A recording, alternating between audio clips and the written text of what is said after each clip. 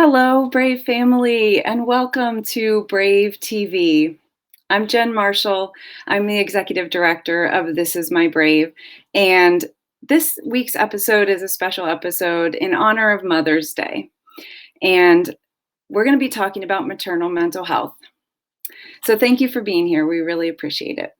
The main concept of BraveTV is to bring stories of hope into the homes of our audiences during this difficult time of the COVID pandemic.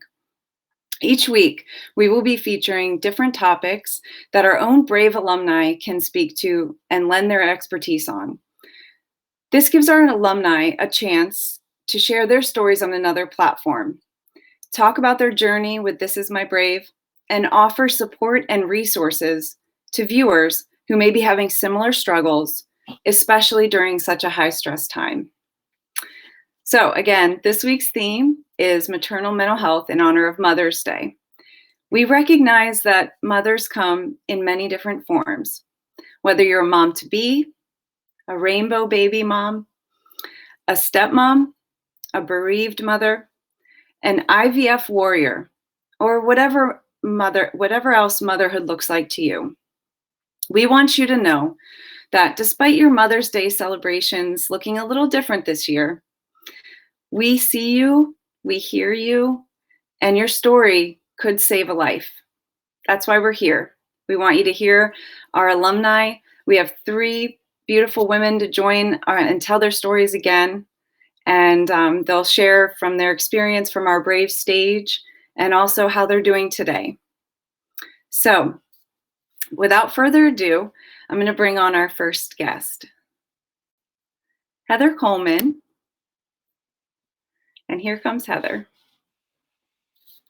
Jan. Hi, Heather. How you doing? Hi. I'm doing well. How about yourself? I'm doing good. Good. Despite, what's going on. Yeah. But so I'm so glad you're here with us. Talk to our viewers, tell everybody about how you first got involved with This Is My Brave. I guess give them the background of your story and then how it led into connecting with us. Sure.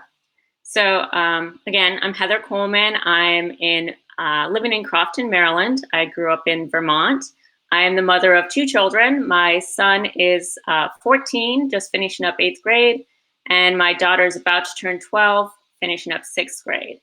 So I experienced an episode of postpartum psychosis, which is a very rare postpartum condition. And that happened after the birth of my second child, after my daughter. I didn't experience any postpartum mental health issues after the birth of my son. So it was very extreme and traumatic, and it took a while for me to process what had happened to me. And once I decided to try and share my story with other mothers. And I did so by blogging, just using my first name only on a postpartum blog. And again, my experience happened in the DC area. And I think that's what led you to come across my story and reach out once you started having the seed of the idea for This Is My Brave. And so that's how I came in to be a part of and to hear about and learn about the organization. So yeah, go ahead. I still remember our first conversation.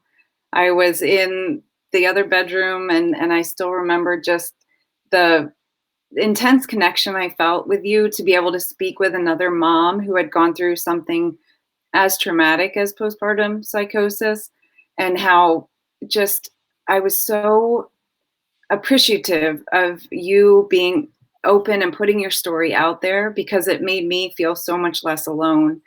And I knew in that moment when we were able to talk that I wanted you to be a part of the first show, and you actually led us off and started that show with such grace and love that you brought everyone together with your opening, your speech when you told your story in that first show. Gosh, 6.5 years ago at this point.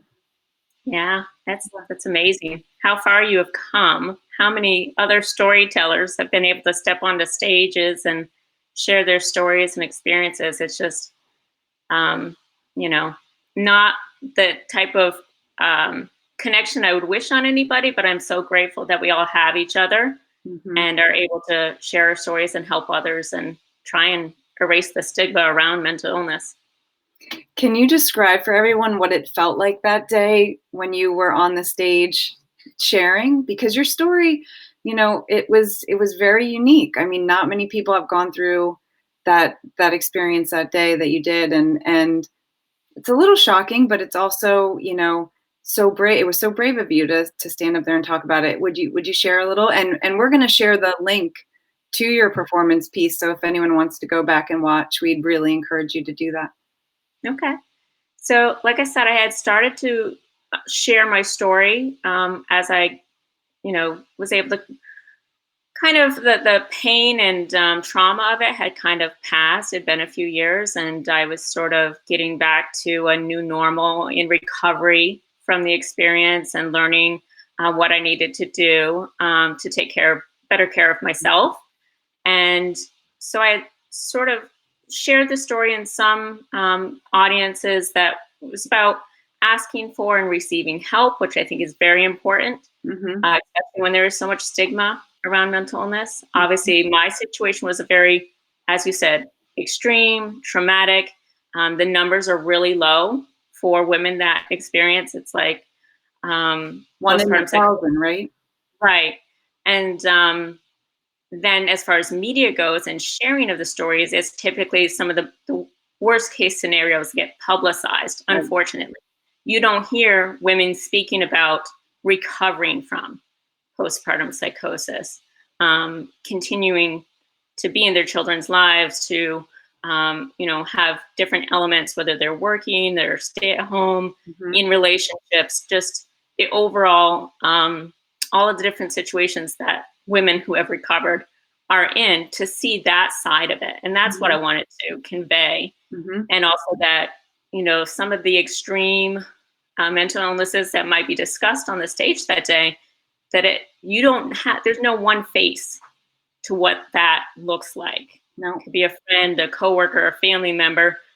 Mental illness touches all of us in some way, whether you know it or not. Yep. And so it's good to see someone recovering, speaking, sharing their story, and to know, if you're in the audience, that you're not alone. And then for me, when the audience provided their feedback, I knew I wasn't alone, that they Mhm. understood and they empathized with what I had gone through. Yep. And Heather, back when we did the first show, we we didn't know how it would grow, right? And Mm. then it just started to take off year after year. And in year two, in 2015, one of our producers said, it was Amy and Logan in Boston, and they said, we want to do something at the end of the show. And that this became a tradition then moving forward, where they said, um, we want to say to everyone, you know, you just experienced all of these stories, but we are all, just like you said, we are all touched by mental illness in one way or another, whether it's yourself or a loved one. So we're going to take a moment and ask the audience to be brave with us. If you yourself live with a mental health condition or you love someone who does, please stand. Mm. In every show, nearly the entire audience stands up. And in one show, one of the producers said, those of you who are sitting down are just in denial. And it was, made everybody laugh, but because it's true, we are all touched by it in some way. And so just coming together and hearing the stories really does normalize it. It's, we all have mental health, we all have a brain, we are all going to be challenged at some point. And when you hear the stories of others, you know that they got through and you can get Mhm. through too. And that's part of why we're here today too, to talk more about that and how, as moms with mental health conditions, how we're managing through this very, very unique situation of the pandemic. So, Right. Yeah. well, Heather, I'm trying to think, is there anything else? I have another question for you actually while we have you on as the beginning of our broadcast. Would you say that being a part of This Is My Brave has helped in your recovery over the years? Definitely. Um, I spoke about it in my personal essay on stage, how every time I share my story, it's a cathartic experience. There's some new layer, some new element that I learned about myself. And then the audience reaction afterwards, and different women coming up to me, and even men, and sharing their experience, their story, their feeling and reaction to my story. I've attended subsequent shows and always been amazed at the people sharing their stories, and also very extreme traumatic, personal, private stories that they share. And it's just raw up on stage. But I've had subsequent alumni say, "You're the reason that I got up on stage," and that is amazing. And then years later, just this past year, I was contacted by an audience member from that first show to be on her podcast to share with other moms about postpartum mental health issues. So I love that. That community there's nothing like it. It's a resource. You can always check in with the alumni and they'll understand and, be there for you in a way that not everyone in your life might be able to. It's true. I've definitely experienced that myself too throughout the years. I can't believe we're in year 7 and we just keep growing. So, yeah. Okay. Well, Heather, thank you for your intro. I'm going to have you take a break and I'm going to bring in Nneka next. So give me one moment. Let me adjust here. We'll see you back in a minute, Heather. And I want to welcome Nneka Hall to the broadcast. Hey, Nneka, how are you? Oh no, we're having sound issues. Okay, we didn't prepare for this, but Nneka, I'm going to kick you out of the broadcast, and I'm going to ask you to pop back in. Okay? All right. So we'll give Nneka just a moment. We've gotten good at this broadcast over the weeks, and occasionally we have audio challenges. So Nneka, Katie's laughing at me backstage. Nneka is going to log back in, and then I'm going to bring her right back into the broadcast. So give us just a moment. And I hope everybody's having a good Saturday. It is cold here in Virginia. We are not used to this in May, but we're hoping for a warmer day tomorrow. I'm going to hopefully join my family out on a hike and a picnic. So we are waiting for Nneka to jump back in here. And as we do, Katie, what if I'm going to switch to Allie? How about that? Allie, are you ready to join? All right, I'm going to give Allie, I'm going to bring her in. All right. So, Hi, Allie. Nneka, I'm just going to give Nneka a heads up. We're going to bring you in after Allie. Yep, everybody's on board. So we did a little switch. How are you? I'm doing okay. It's great to see you. Good to see you too. It's been a long time. I know. We connected, and you were in our 2017 Los Angeles show. Yes. So why don't you tell everyone a little bit about yourself and where you're joining in from? Yeah, so I live in Los Angeles area, and I am originally from Northern California. And I, as you said, was in the 2017 Los Angeles show. I have one son. He's 8 years old currently. When I was in the show, he was just about to turn 5. So things were even fresher then, being part of the show from my experience with postpartum anxiety and depression. And it was so wonderful to be part of that show. I happened upon it. I don't remember the specifics of how I found This Is My Brave. Somebody that I knew in, a maternal mental health advocacy group mentioned that I think she had seen a show. And so I was like, oh, that's interesting. And I looked it up, and it just happened to be that there was somebody auditioning for LA. And I was like, well, that's perfect. Yeah. So, and that's how I became involved. I'm so glad you did. And your piece was just so, to me, it brought me in. I just felt so much of what you were feeling in those moments of,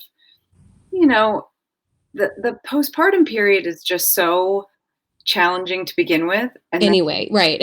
you throw in anxiety and this you mentioned, well, you mentioned later, it wasn't necessarily a part of your piece in the show, but dealing Mm. with a little bit of postpartum rage. Oh, it's in my piece. I think, yeah. So I took a I was unique. Well, I don't know if I'm unique. I actually think it's normal. That I wasn't aware that I was Mhm, having postpartum maternal mental health issues for mhm, quite some time. So I mhm, was in a lot of denial about it. I mhm, sort of thought like, oh, well, I guess this is just life now. Like I'm a mom and I'm bummed. mhm, um, and then I found somebody who wrote about the intense mm, rage mhm, that they were experiencing. And I went, oh, that. And suddenly that opened up the door mhm, for me to seek help, to learn more. mhm. Um, and, it was intense. It was not, normal for me to sort of fantasize about breaking things, but that's what the reality for me was at that time. And um, so yeah.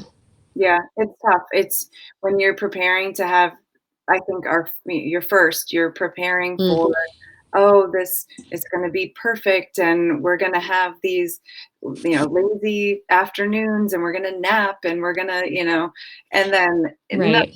is reality, and no one not a lot of people are really honest about what those initial months and even first couple years are like. They're very challenging, That's and right.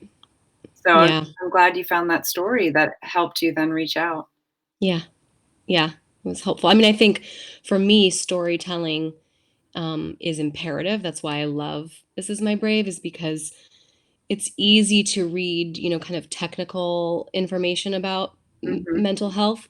mhm, But when you hear and put a face to it, and mhm. somebody who's living, breathing through it and has Yeah, been through it or is going through it, that's just like nothing else. yeah. Because I think the true feeling is captured differently than you might be experiencing this or you might be experiencing Exactly. that. It's like, no, this was all consuming, and then suddenly you're like, there's opportunity for recognition. Mhm.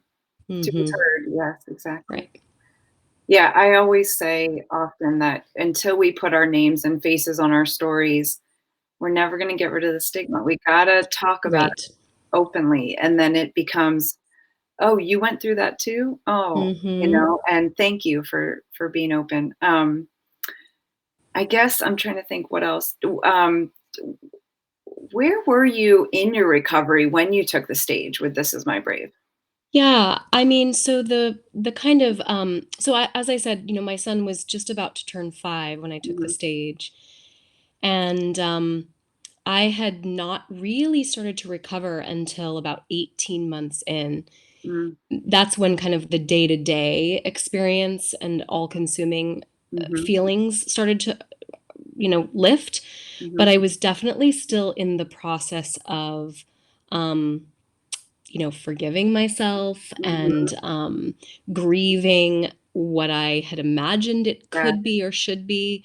mhm, So that was still very visceral for me. And mhm, I mean, I will say that taking the stage in front of, actually, I was very fortunate to have quite a high number of friends and family come.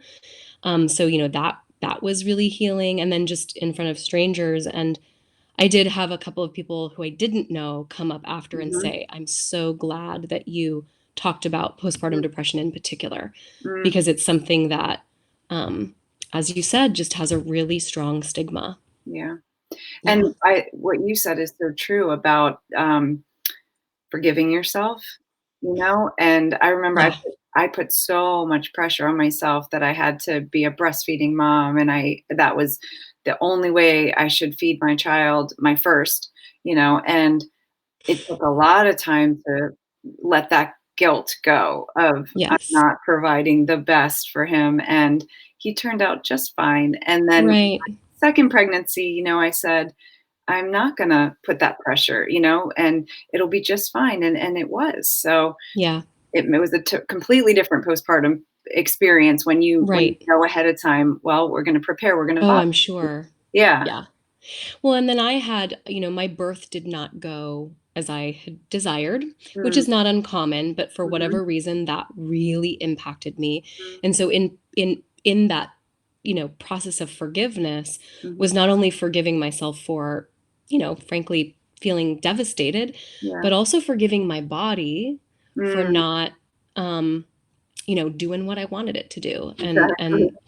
building a relationship back with, like, okay, it's okay, I can forgive my body for that. And the breastfeeding, because I had a horrible time Mhm. breastfeeding. So there was like a body component for me as well, of having to embrace and, you know, Yeah, get forgive it. forgiveness. It Yeah. really is. I think as moms, we go through that ongoing, right? It's not Oh just yeah. postpartum. There's a lot of that, but we'll talk more about that when we get everybody together. So, Sure. Yeah. Allie, thank you for your intro. I'm going to put you backstage, and we're going to bring in Nneka. Awesome. Okay, I'll see you in a little bit. Okay. Yes. So, welcome, Nneka. She's going to come back on. Nneka, I am so sorry. I think that was That's okay. Can you hear me? that was my fault, that technical issue, not yours. So thank you for being flexible with And I us. was pointing, like, You're like, my I was microphone pointing. isn't-" That's okay. Well, thank you for being flexible. How are you holding up? Always. I'm doing well here in Boston. I haven't been out of like I've been out of the house into my yard, but not beyond my yard since March 6th when we returned from Disney. Yeah. Well, give us your So intro before we jump into I'm going a all. little further. Yeah, give us your intro. Yes. Hi, I'm Nneka Hall. I live in Boston, Massachusetts. I was a member of the May 2018 show, and Mhm, also a part of the short documentary, mhm. member of the cast. I love This Is My Rave, and I truly appreciate the involvement. I appreciate the community and the ability to do things as wonderful as this today. So thank you for having me. Thank you for being with us. So, I'm a full spectrum doula. yes, experience you bring to the table. Tell us a little bit about your story that led to where you are today. Well, the story that I told at the May 18th show, um, I had talked about losing my daughter through stillbirth in August 27th, 2010, for many years. However, I had never talked about the mental health component, the part where I was given sleeping pills and given antidepressants and anxiety meds, because I was diagnosed with major depression when I was 9 years old. And I suffered from postpartum depression when I gave birth to my 14-year-old daughter, Mhm, um, due to her congenital heart defect and then subsequent open heart surgery that she had at 2 weeks of age. So when my daughter died at 39 weeks gestational age, in utero, I did not know what to do, and I did not have the appropriate supports. So mhm, I naturally started spiraling. mm, Um, for the first time ever, I did attempt to take my own life. Um, I used the medication that they gave me to self-drug, to self-soothe. Sleeping was my escape. mhm, Um, I was in an accident 6 months after my loss and added pain medication due to being hit by a car into the mix, and beautifully recovered from all of that when I woke up on my 37th birthday, which would have also been my deceased daughter's first birthday, mhm. and looked at my then 11 and 6-year-old who wanted to just say happy birthday. And I just couldn't because of the fog. And that woke me up. Mm, Um, I've always talked about the loss of Anaya, but I've Mhm. never shared the additional stigmas associated with perinatal loss or with being a mother in general. Mhm. So luckily, a friend of mine sent me an email and said, you know, this show is coming to Boston. They're looking for more people to participate. Would you be interested? And I said, oh, I'll submit and see what happens. And then boom, that was it. It was a beautiful, beautiful, beautiful experience. I'm so sorry for your loss, Alina. And it's just, you know, been an amazing 2 years. I got a new hip a few weeks after the show. You did. Few months after that, we shot the documentary. Mhm. A little while after that, I mean, we viewed the documentary, excuse me. Mhm. And then a little while, I mean, everything just hit. I mean, that January, the show, we saw this screening in Virginia. Mhm. And then a couple of months later, I spoke at Postpartum Depression Day and then was asked to be a commissioner on the Postpartum Depression Commission here in Massachusetts. I spoke at Harvard about maternal mortality and infant mortality, Black maternal and Black infant mortality, and so on and so forth. It's been an incredibly crazy experience. I'm creating words here. And I can't wait to see how much more I'm able to do, how many more lives I'll be able to touch. And I think it started with, you know, with just being able to talk about my experience losing Anaya. Yeah. Well, we're so grateful that you're able to share. Maybe turn the volume down just a touch, Nneka. I don't know if that'll help. We're getting a little bit of feedback, but I'm so grateful that Is that you're, any better? yes, better. That you were able to share and continue to share your story to inspire others and help other mothers know that they're not alone and that they can find the strength to keep going like you did. And I'm not hiding anymore. That's the most important part. The mental health aspect was like a deep, dark secret that I had. Mm.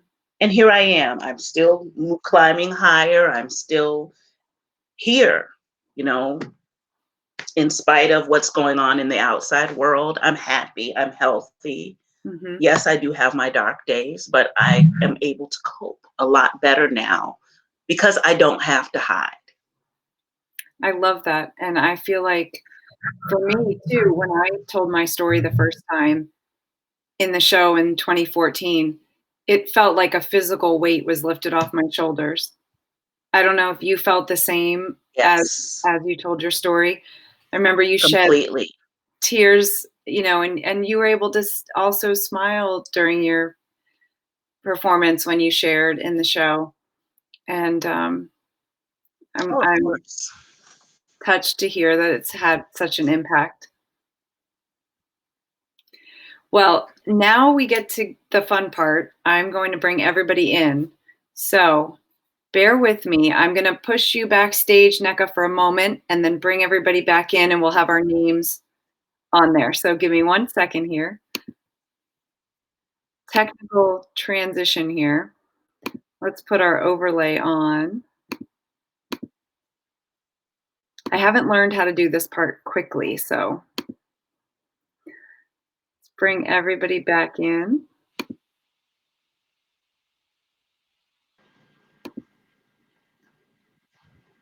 Get the crew together here. All right, I did it, and I've got everybody's name correctly placed. So we're all together.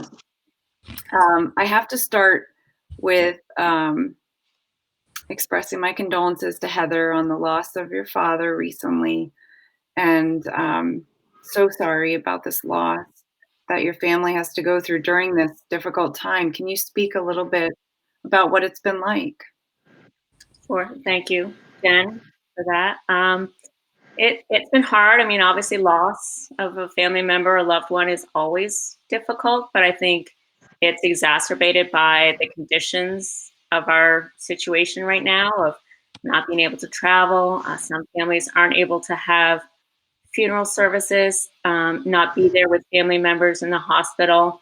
Um, so it's just trying to be patient with myself through this grief process and realizing that once I am able to be with loved ones and be with my mom, that there'll be more grieving that will be done and focusing on the memories that I have of my father are a blessing to me. And knowing that people I know are experiencing similar loss. And so hearing how they're coping is helpful as well. Mhm. It's got to be so challenging, and hopefully technology has been able to be a resource to a point. I know you said your mom isn't completely tied in to the technology. My mom isn't either. She might be watching, but she said, I struggle with this stuff. Yeah. Hopefully you've been able to check in a lot, I'm sure, and that if anything, that can bring some comfort when you can't physically be together. But Sure. Sure. Yeah. Even I've been able to share videos that I have over the years of my dad and my kids. My niece put together a lovely montage video with pictures and music, some of songs that reminded each of us of him. So that was a very nice thing that she was able to do for us too.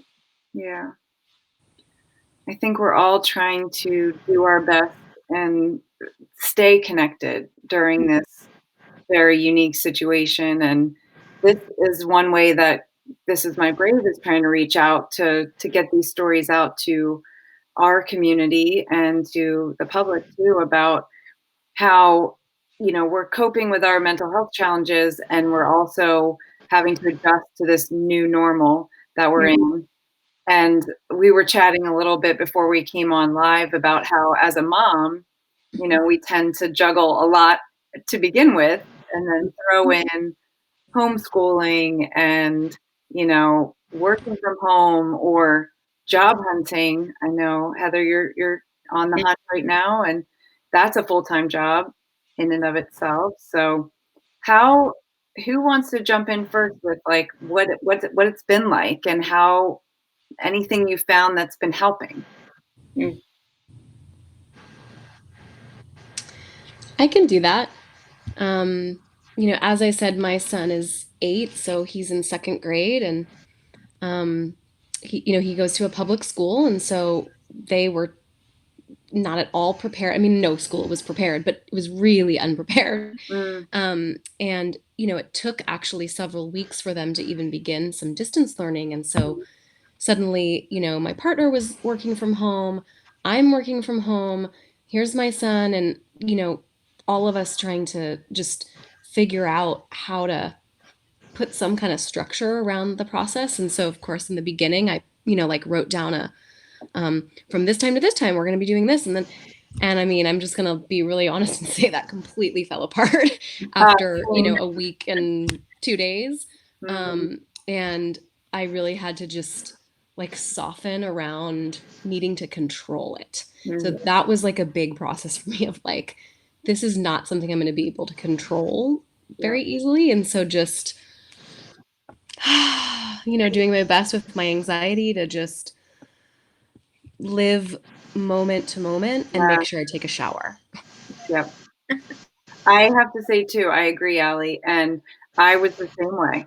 Weeks 2, 3 of once the school got into a rhythm of sending the assignments and the teachers were checking in with a monthly or a weekly, classroom meeting, I was like, all right, this is the schedule on Mondays, on Tuesdays, on Wednesdays. And then once I got to the point of letting go a little bit and knowing that it's going to be okay if Right. they have a little extra screen time, or if you know they do a puzzle, or play a game, a board game, versus spend 5 hours on schoolwork. It's an adjustment for everybody. So Right. letting go has been a lifesaver. Yeah, I think that it's this feeling of why am I trying to keep something normal when it's Mhm, actually not normal? Like like really mhm. embracing, the truth of what's going on. I will say we've been trying to keep one normal thing, like the family dinner hour. Yeah, yeah. And, have you guys been trying to do that too? We're doing our best. Yeah. I mean, we're not perfect either, but it's nice to come together for that hour, or sometimes it only lasts 20 minutes, let's be honest. Right. But, um, and hear, "How was your day today?" And, "What did you do in your math class today?" And even Mm. though it's not a usual school day, but Nneka, how have you been finding the juggling of all things mom in your house?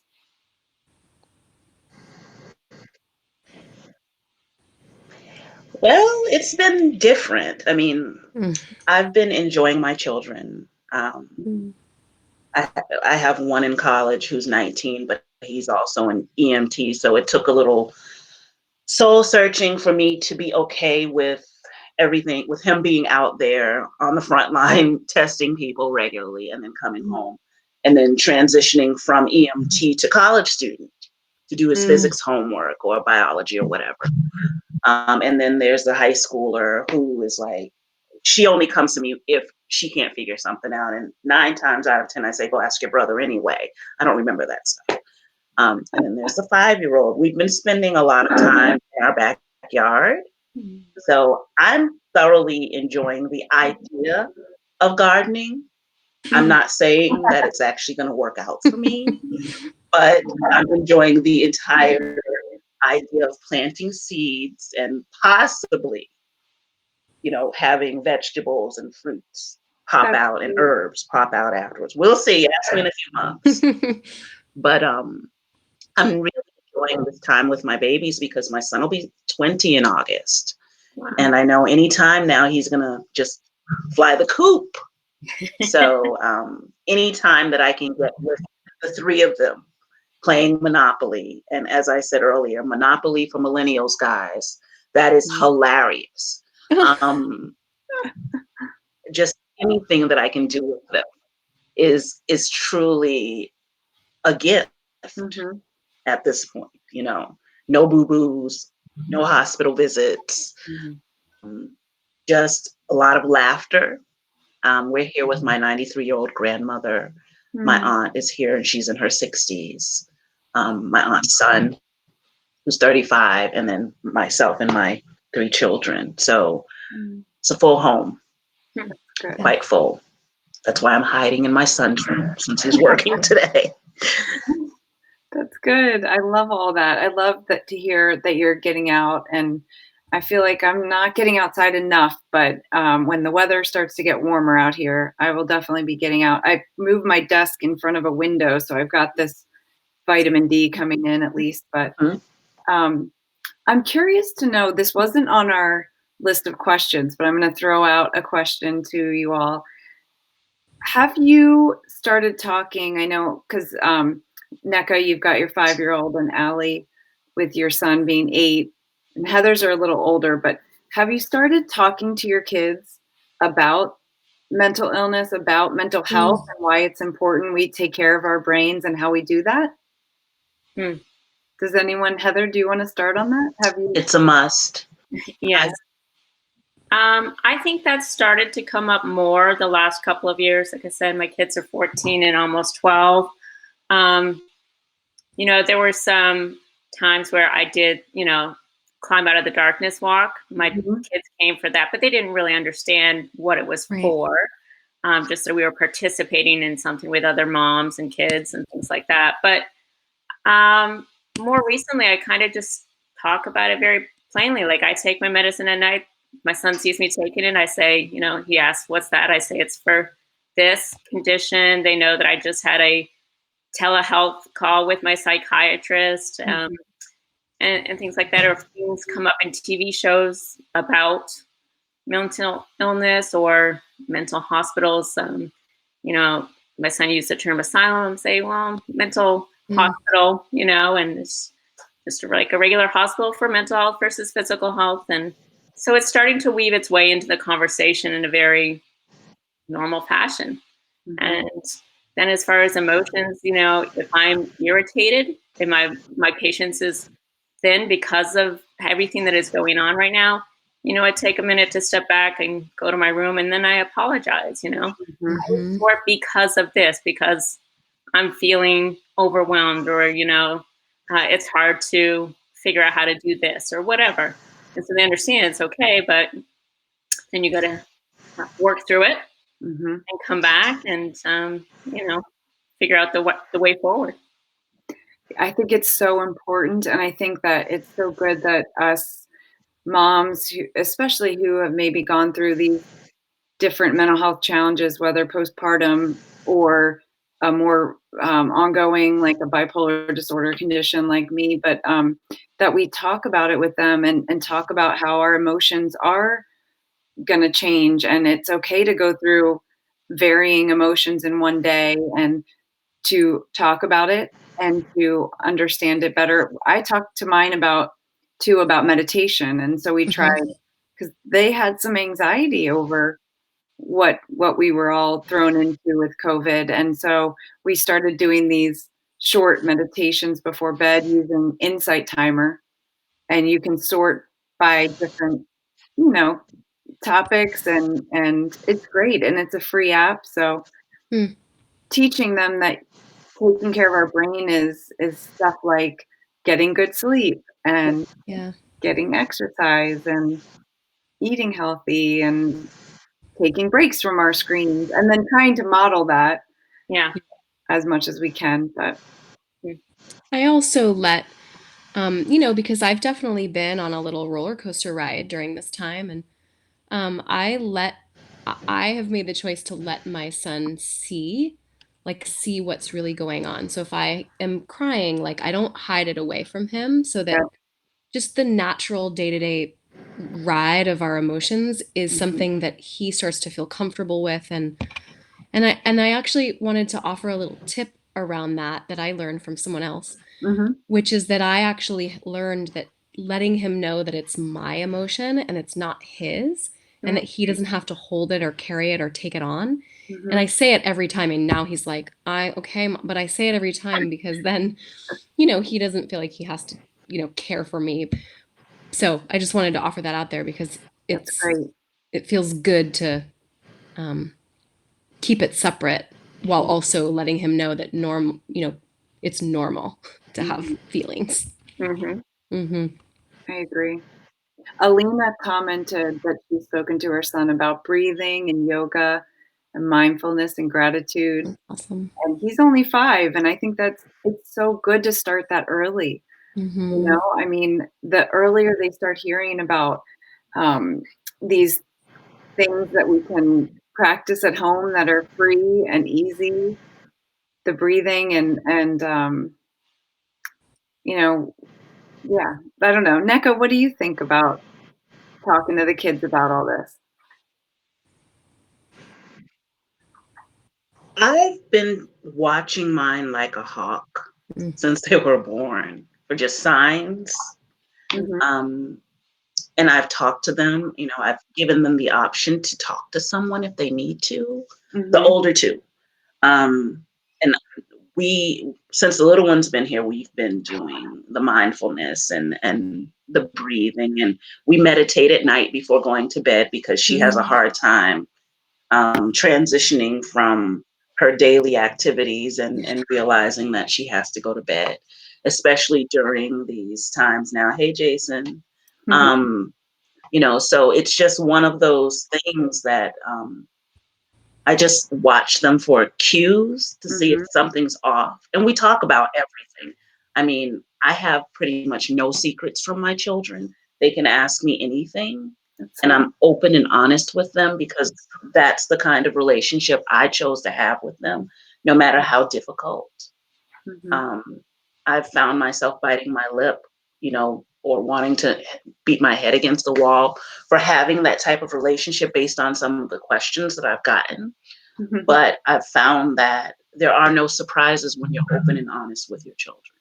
Mm. And I cry in front of mine. You know, sometimes I get loud in front of them. I'll tell them, take your sister, I need a minute, Mhm. you know, or I need a nap, or I need whatever. Self-care is key because I can't take care of them unless I'm Yeah, taking care of myself properly.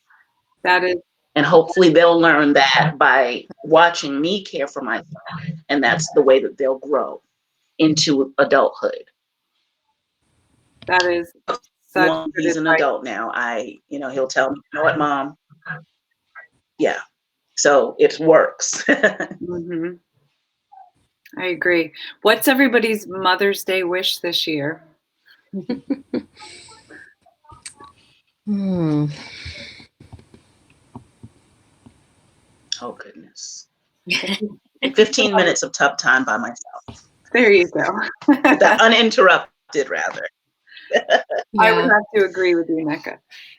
Heather, Um, what about you? a couple of hopes for tomorrow. Going to order dinner Mm, or at some local restaurants and not have to cook. there you go. Also, just trying to get my daughter to pick up and go through some of her bins and of stuff upon stuff upon stuff in my bedroom so that we can move up. We took on the task of sanding down and restaining my grandmother's chest that I got. It Oh, was my dad's mom after she passed, and it's been sitting in our garage, and we sanded it down, restained it, and I'd like to move it up to my bedroom. So I hope that can be done tomorrow as well. I think it would be nice. That's their gift to me if we get that done. that would be so nice. Yeah. Allie, what about you? I have found it really difficult to read during this time. And so I Mhm. would love just maybe, I mean, yeah, anywhere from like 15 minutes to an hour to just like lose myself in a great Mm, fiction book. That'd be really great. Yeah. there you go. Well, something some of our listeners or our viewers could lose themselves in while they're maybe cleaning, as many of us moms Yeah. do, right, is your podcast, Allie. Can you tell us a Oh, little bit yeah. about it? Yeah. So my podcast is called Being Mom. And it's a podcast that I started actually just back in December. So it's quite new. And I talk to moms about the truth of motherhood. So it's regular moms, and we talk about the good, the bad, the ugly, what we love, what we don't love, and it's just meant to re- you know make sure that women feel like their stories are valid. I really truly believe that mothers' stories are everyone's stories. Mhm. And so, we talk about mind, body, heart, spirit of motherhood and the roller coaster ride that it is. I love So, that. It's a yeah. great resource. Being Mom, so look up Allie's podcast. We'll put a link Yeah. in our show notes. Thank you. Yeah. And I also wanted to ask, while we're on the topic of resources, podcasting about motherhood, but do you guys have any other resources you would say would be good for any of our new moms out there or expecting moms to have in their back pocket? Mm.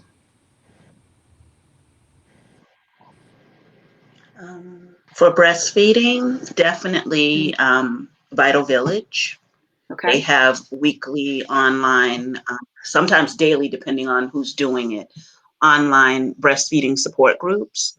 Um, I'll share the link later on. I just thought about them after you guys were talking about your breastfeeding That's a good challenges. Yeah. Um, Definitely PSI. Postpartum Support Uh, International is another great. They have virtual yes, support groups. yes. And what's great about it is it's like they say, like, just come as you are. Like, Mm, you don't have to like put yourself together. Mhm. It's a great reason. They're on Tuesdays. that's a good one. Heather, did you have one to add? I think. Yes. So I think for newer mothers, a friend of mine, Christina Delaney, has a new Mhm. nonprofit called Cherish Mom, and that Cherish Mom has a Facebook page with more resources for postpartum health issues, including psychosis. And Mm, then for those that are in recovery and recovered from postpartum psychosis, there's a private Facebook group It's the Postpartum Psychosis Forum, and that is operated by Teresa Twomey, who wrote the book called Understanding Postpartum Psychosis, A Temporary Madness. So another great resource. That's wonderful. Thank you so much, Heather, for sharing those.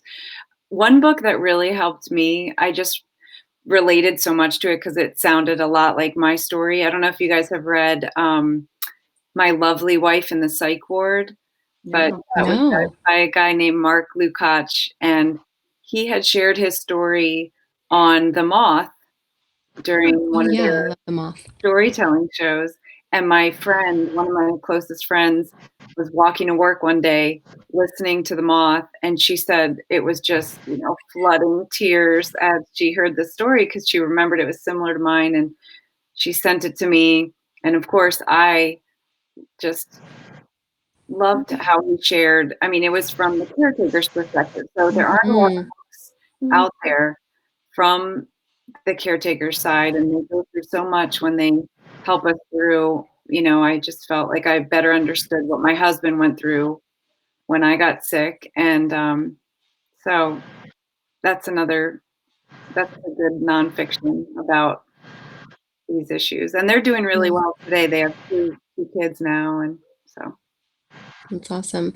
That's the great thing about Postpartum Support International also, is that they do have a lot of resources for the moms, but also resources for family members and partners. That's great. I think there's one thing even on there, like a button that says, for the dads, because postpartum mental health can affect partners as well. Yep. Even though they didn't birth the baby, it can bring up a lot. That's important to bring up when mentioning that, Allie, because we sometimes forget there's so much emphasis on the mom, but the partner, it really can affect the whole family. Yeah. Well, I am so thankful to you all for being a part of this and for giving up some time yesterday to go over things and to be with us today. So I want to kind of go around one more time to each of you and ask if there's one thing you want to share as kind of a parting sentiment on the Mother's Day weekend to the moms out there. What would you leave them with? I don't know who wants to start. I'll go. I just say be kind to yourselves, and us as moms, be kind to other moms. We tend to get wrapped up in who's doing what better, especially with social media, and if it's necessary to step away, but just be patient with yourself. I mean, no one's ever experienced this scenario as being a mother, so we have to take time and be kind to ourselves. I love that. Allie, Nneka, do you guys have I would say that especially if you are in the thick of it right now, to just trust that with help and support, you can get better, even though it feels like it's just never going to lift, or like life will never be the same. Like, it's so important to prioritize yourself and reach out in the best possible way you know how, because it's hard. It's not easy to ask for help. And you deserve it. You deserve the help and the support. You're not alone. Exactly. All of us can attest to that, right? I mean, and more. Yeah. Good advice, Allie. Thank you. Nneka, do you have any? Know that there is help. Sure. Know that there is help. Non-judge. You can always come to any of us, and we'll find someone in your area to support you. You're not in this alone. We're all here for you. Yep. So true. As moms, we have to support each other. I think that's something that is so true in this, what we go through as moms. It's unique, and just reaching out and relying on your network and building a network. If you feel like you might not have one, there are other moms out there that need that support too. So don't be afraid to reach out. So you're doing a great job, no matter what your brain is telling you. Like, you are the parent that your child needs right now. Exactly. Well, thank you all so, so much for being with us on this very special Mother's Day edition of Brave TV. I have to mention one more thing too, actually, as a resource. If you are thinking of trying online therapy and you're looking for a therapist, BetterHelp.com has an offer for our community, and you can go to BetterHelp.com/thisismybrave. And I used it myself for 9 months now, and I truly believe in the platform. They match you up based on a questionnaire with a licensed professional counselor in your state. And if you don't feel it's a match, you can switch. And you can have access to 1 month of free therapy by using our code. So why not give it a shot? I feel like we could all use someone who's not in our immediate household to talk to, right, during this time. So take advantage. Katie is reminding me too that I need to plug a few more virtual This Is My Brave things. We have a weekly yoga flow breathing. It's not, all the complex yoga poses. It's very gentle, relaxing, soothing. With Casey Marr, we do that on Wednesdays at noon Eastern time. If you guys want to tune in, it's on Instagram Live. I've been learning a lot from Casey about meditation and breathing, and it's been wonderful. So I hope you have a chance to try that. And then we also have a mindfulness workshop that we're leading. John Sillam-Harris, who was also in the show that Allie was in. Yeah, I was like, oh, I know that name. 2017 in LA. He's a psychotherapist in Los Angeles. He's leading that for us every Friday, the rest of May at 12 noon Eastern time, 9 a.m. Pacific. And we're recording all of the sessions. So if you miss one, we'll send you the full lineup. You do have to register because it is within Zoom, and we want to protect everyone from Zoom bombers, which we've heard are out there. So, but I hope you guys check those offerings out. We're just trying to do our best to get our stories out to you and also to support you through this time and offer simple resources that can help all of us. So thank you all, Heather. Thank you, Allie. Thank you, Thank Nneka, you. so much for being here. And I hope you guys have a great Mother's Day tomorrow and You get too. all the things you wished for. Bye, guys. Bye. Thanks for tuning in. See you next week. Oh, I forgot to mention, next week we're covering students and what they've been going through with this, having their school year suddenly, all turned around. So I hope everybody tunes in that week too. So have a great weekend, guys. Thanks so Happy much. Mother's Day. Happy Mother's Day. Happy Mother's Day. Happy Mother's Day.